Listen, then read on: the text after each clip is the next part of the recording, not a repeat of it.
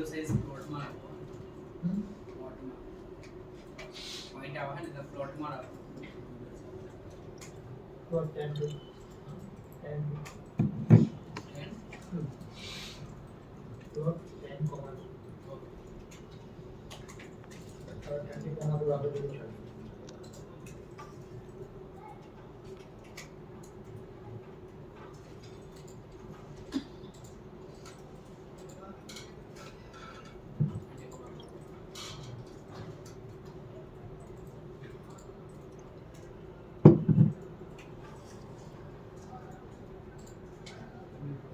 URL માં તો પેલી અઝુર વાળી લીખો બરાબર અઝુર વાળી લીખો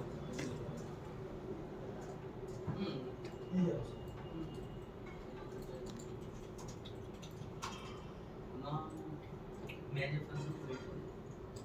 એ ફંક્શનમાંથી એન્ટ્રી પડે છે ને એ અઝુરની લિંક બની ને ત્યારે તો એ આપણા વેબમાંથી કોલ થાય પણ API વાળામાં અચ્છા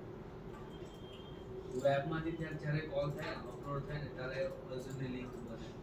બરાબર એ ફંક્શન છે લાઈક API કોલ થવા પહેલાનું ફંક્શન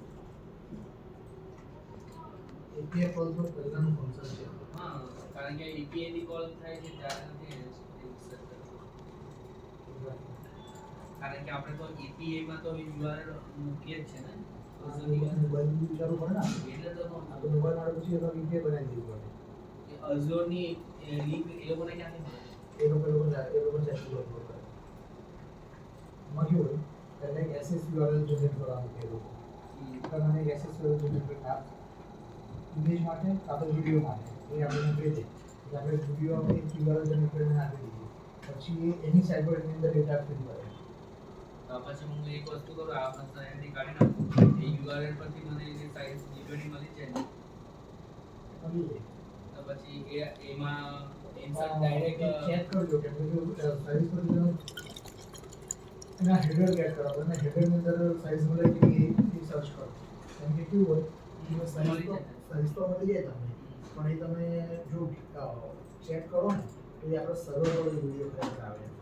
ટેમ્પરરી આપણા વિડીયોમાં આપણા સર્વર પર આવીને ટેમ્પરરીમાં સ્ટોર થાય બરાબર છે અને આપણે વિડીયો સાઈઝ એટલે આપણે ખરેખર ડાઉનલોડ કરીએ આપણે ના એ તો નહીં બરાબર છે એટલે આપણે એમાં શું ચેક કરવું પડે કે એને હેડરથી ચેક કરી લેવાનું કે એના જે હેડર છે ને એની હાઈટ ને વિડ્થ તો આવે છે સાઈઝ આવે કે નહીં આવી ચેક કરવું પડે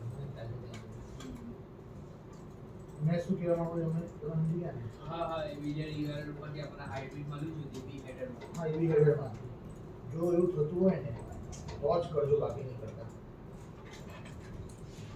બાકી એને પછી API કોલ કરવી પડે પછી API કોલ કરવી પડે ને હા પછી બાકી આગળ પેલી API કોલ કરાવી પડે